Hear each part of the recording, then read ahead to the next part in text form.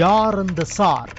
இந்த கேள்விக்கு விடை தேடி எதிர்க்கட்சியினர் தமிழகத்தில் பல்வேறு விதமான போராட்டங்களை முன்னெடுத்து வருகின்றனர். போராடியவர்களை போலீசார் தடுத்து கைது செய்து வருகின்றனர்.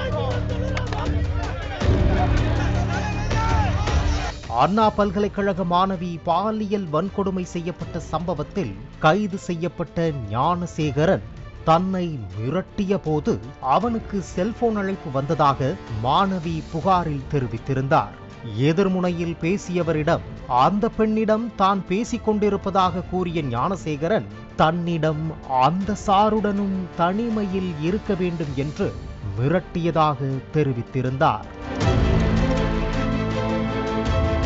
அப்படி எந்த சாரும் இல்லை, எல்லாம் நடிப்பு என்று காவல் ஆணையர் அருண் தெரிவித்த நிலையில் விசாரணை முடிவதற்கு முன்பாக ஒருவர் மட்டுமே குற்றவாளி என்று எப்படி கூற இயலும் என்று கேள்வி எழுப்பிய உயர்நீதிமன்றம் 3 பெண் IPS அதிகாரிகளை கொண்ட சிறப்பு விசாரணை குழு அமைத்து உத்தரவிட்டது.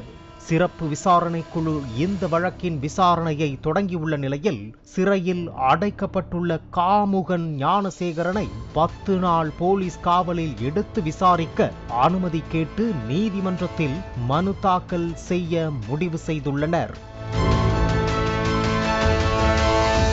ஞானசேகரன் செல்போனில் பேசிய அந்த சார் யார்? இதே போன்று அவர் எத்தனை மாணவிகளை மிரட்டி அத்துமீறலில் ஈடுபட்டுள்ளார்?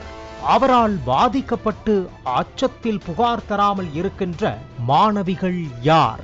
ஞானசேகரனின் பின்னணியில் இருக்கின்ற நபர்கள் யார் என்பது உள்ளிட்ட கேள்விகளுக்கு விடை கிடைக்கும் என்ற எதிர்பார்ப்பு ஏற்பட்டுள்ளது.